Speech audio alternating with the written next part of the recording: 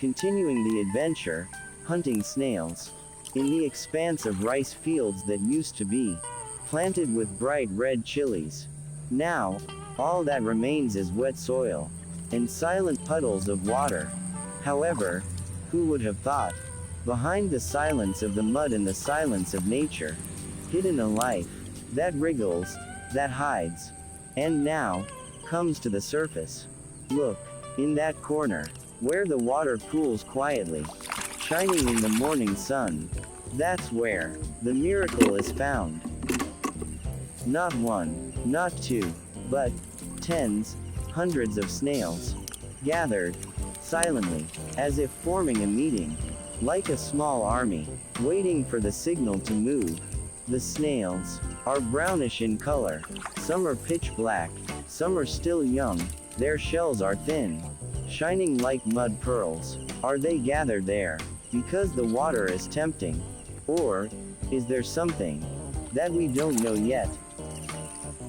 My steps stopped, my breath was held, because behind this simple scene, I knew I was witnessing something extraordinary.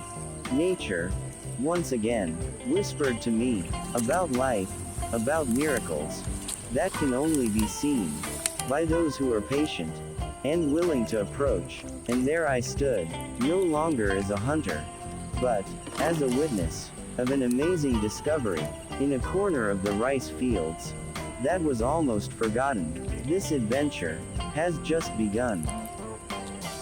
Busy on my own, with bare hands without tools, and a heart that is no less messy with joy, I continue to walk through the rice fields, enjoying the krong hunt, which for some reason always manages to bring a little laughter in the silence of the morning. There are a lot of snails, more than I imagined, as if they were waiting for me on purpose, hiding behind the damp grass, in between the mounds of earth, under the pools of water that are clear like a mirror of the sky. My hands keep working, picking them up one by one, and every time I find another snail, there's a sense of small victory that can't be explained in words.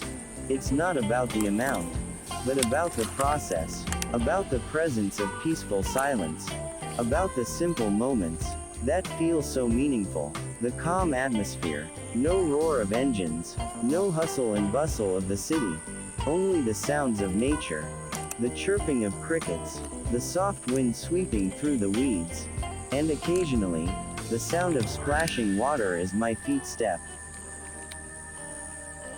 The morning air, fresh, pierces the lungs with gratitude, carries the aroma of wet mud, the aroma of fertile soil, and the distinctive smell of chilly leaves that have wilted but have not lost their authority.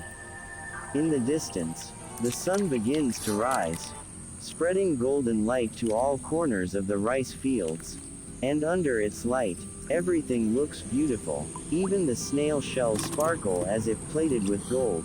I sit for a moment, staring at the catch that has filled part of my small bucket, and smile, unconsciously, without a burden, because this morning, I am not looking for treasure, not chasing achievement, I am only following my instincts, at one with nature, and returning to the purest roots of life.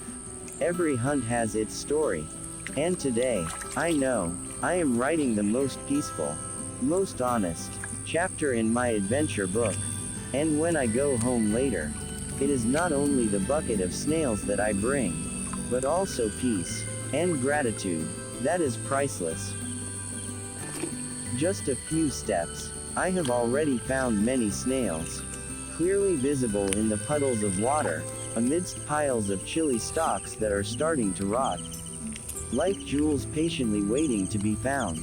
But I am not in a hurry, because I know snails are not creatures that will run, nor will they escape fast and far. They are quiet, slow, like time, like memories, that we can only approach with a calm heart. I take my steps slowly, not only to search, but also to feel every second, every gust of wind, every little rustle of grass on wet feet. Because really, This is not just about snails. This is about being one with nature, with the morning, and with myself. I stop for a moment, staring at a snail crawling slowly on a leaf, unhurriedly, not panicking, and suddenly I realize they are teaching me something about calmness, about patience, about how life doesn't always have to be fast. Because in that slowness, there is beauty, there is depth, and there is space to be truly present. I continued my steps, unhurriedly, with a lighter heart, because this morning, I was not just looking for snails. I was finding something that suddenly merged in my soul, something I only found in nature. The wilderness, a serenity and peaceful adventure. At peace with nature, the amazing wilderness. Today, I am determined, I will collect snails, as many as possible. The small sack is ready. The bucket is starting to fill up. And my steps continue, combing every corner, visiting every puddle, because every mud holds possibilities. Later, in the evening, when I return to the pen, my ducks will definitely cheer, in their own way, mooing, wings open, because they know a delicious meal has arrived. Small snails will be fought over, searched for, pinched, enjoyed slowly. They like, I can tell from the way they peck quickly, from how their eyes sparkle, even though they don't say anything.